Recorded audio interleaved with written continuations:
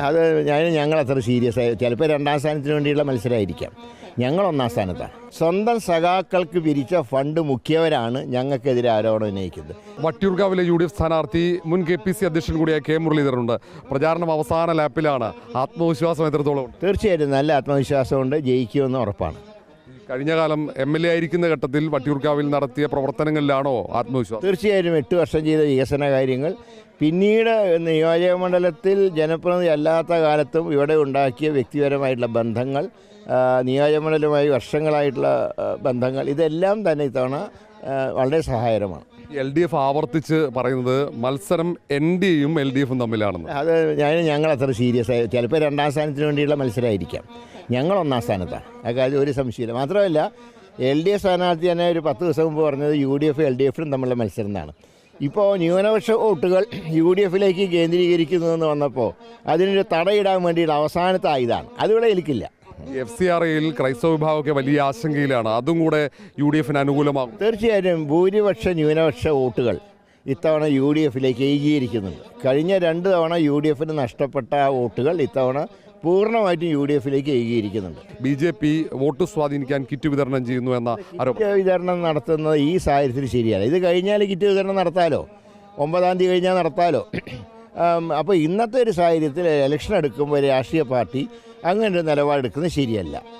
അങ്ങനെ അവർക്ക് ജനങ്ങളെ സഹായിക്കണം എന്നുണ്ടെങ്കിൽ 9-ാം തീയതി കഴിഞ്ഞിട്ട് ചെയ്തോട്ടെ, ആർക്കൊരു ഒബ്ജക്ഷനുമില്ല. മറ്റൊന്ന്, അവസാന ഘട്ടത്തിൽ LDF ആയുധമാക്കുന്നത് വയനാട്ടിലെ പുനരധിവാസമാണ്. കൃത്യമായി പൂർണ്ണമായിട്ട് എൻ്റെ കണക്ക് പുറത്തുവിട്ടിട്ടുണ്ട്.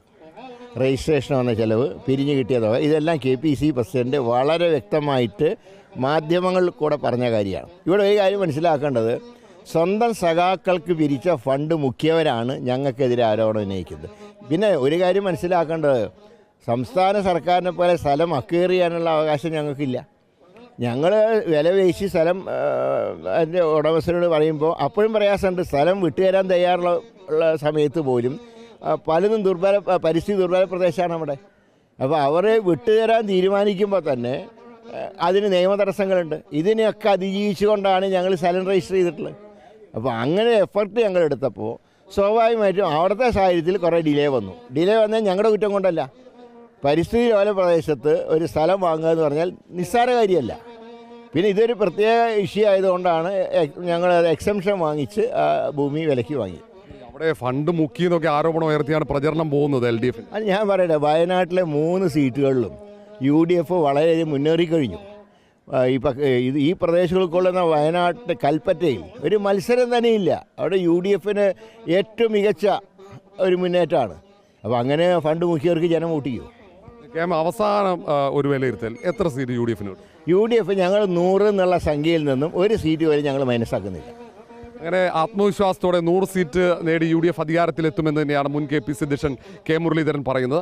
അതിനൊപ്പം തന്നെ ഈ വയനാട്ടിൽ കൃത്യമായി കണക്കുകൾ പുറത്തുവിട്ടിട്ടുണ്ട് എന്ന വിശദീകരണം കൂടി K മുരളീധരൻ നൽകുന്നുണ്ട്. വീഡിയോ ജേർണലിസ്റ്റ് വിനയനൊപ്പം reporter R. Roshipal, in reporter, Thiruvananthapuram.